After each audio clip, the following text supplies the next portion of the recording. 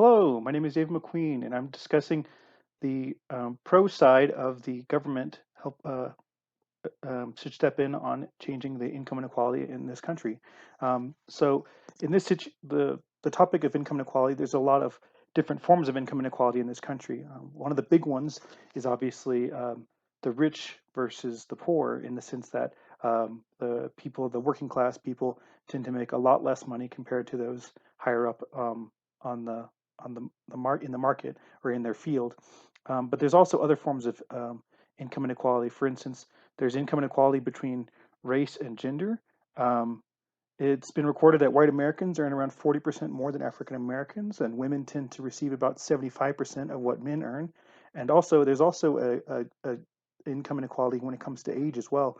Individuals 25 years and younger or 65 years and older tend to make about half of what the average individuals age 45 to 54 make. So there's a little bit of an income inequality in age as well. Um, and there's a lot of different reasons why this happens. A lot of people believe that a big portion of income inequality has due to automation and a lot of jobs becoming done by machines or programs or other automated sources, and that's helped uh, create less jobs in the employment in this country. But it's also another thing is the fact that globalization has been another one where people are having to compete against workforce outside of this country because a lot of companies and corporations have started having workers from other countries do those jobs for cheaper than they do it here in this country. So the changes that have made have become pretty vast. There's always been a gap between those making the most money and those making the lowest amount of money. But and they've broken it up into five sections, quintiles, and those quintiles have changed over the years, obviously. But in a lot of the research I was finding, there's been a lot of increases in the total growth of the different quintiles, while in the lowest quintile, there was only a growth of about 18.3%. The middle growth had about 35.2%, but the top 81, or sorry, the top quintile um, ranged anywhere between 65% increase, or in the case of the top 1%, a 277.5% increase, and that's between the years of 1979 to 2007. So there's been quite a bit of growth in all of the aspects of the economy, but obviously there's been kind of a leaner um growth when it comes to um, those of the more working class. Part of the problem as well is that there's been a lot of stagnation the um, in the pay that people make for the work that they do. Um, Between the years of 1948 and 1973, there was an increase of productivity by 97% of like hourly working employees, while the hourly compensation grew about 91%. So 97% of productivity increase and 91% increase of compensation. While from the years of 1973 to 2015, we saw a productivity increase of 73%, but only an 11% increase in the compensation. So while people are working more effectively and more efficiently as technology has advanced and things have gotten better and better, people aren't really getting paid as much as they probably should for the jobs that they're doing. Inflation is a big reason why people are facing this income inequality at this time, but it's as we're seeing here, while the growth is different and everywhere, while people are making more money altogether, and prices have been going up, the those that are making the most money have been making exponentially more money over the years, while the people below have been making, just slightly more. Uh, so there's a few different ways that people have said that the government can step in to try to fix this issue. And one of them is that there's been talk of a tax on the rich.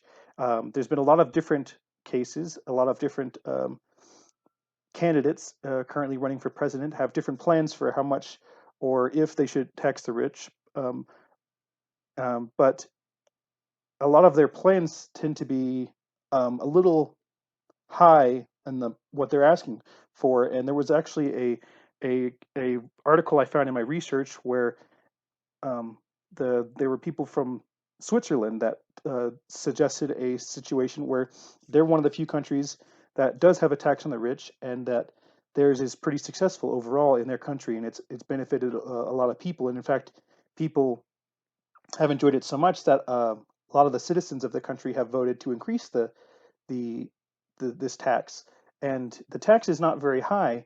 I think it's only about at this point it's only about 0.5%, which is not a huge amount for the tax, but um, it's a lot less than what is being presented here. And I feel like the answer is actually in between somewhere. I believe the answer isn't necessarily we tax the rich a lot or we tax the rich just a little, but I do feel like those that are above a certain um, amount of money, where it be yearly income or what have you, should probably pay a little bit more in taxes to help alleviate a lot of the money that is going to them versus the people below them.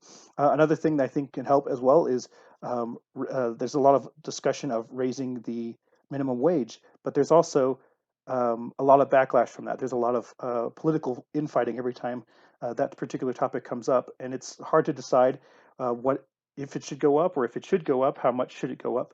But I do believe that this is one of the things that the government has um, something they should look into possibly doing, or if not the minimum a minimum wage increase, there's also the talk of a maximum wage tax. In which case, after a certain value, after someone makes a certain amount of money, in the millions or billions or what have you, then the money after that would be taxed, and that like would go directly 100%. And so people have a maximum amount of money they can make as opposed to uh, just an increase in how much. And I'm in my research, I'm not able to determine a definite solution of like what people definitely should do, but I do believe that it is the responsibility of our government to address this issue, because this issue is something that is very systemic in the sense that this is something that has been building and building over the years, based on these different factors that have happened in our economy. And these things can't be just fixed overnight based on um, a few people doing certain different things. It's going to have to be more of a systematic change, and it won't be something that will happen overnight, but it's definitely something that needs to be addressed for people to have a better shot at this American dream that people talk about in this country. In my research, a lot of people talk about how there's this fallacy of the American dream, and how we have this idea that it is true. In fact, when a lot of people have been seeing more and more these days that it's less accessible than people originally believed, and that's hard for us to see. And it would be better if we can um, give everybody a better shot at that dream. Thank you very much for taking the time to listen to my video, and hope you have a great day.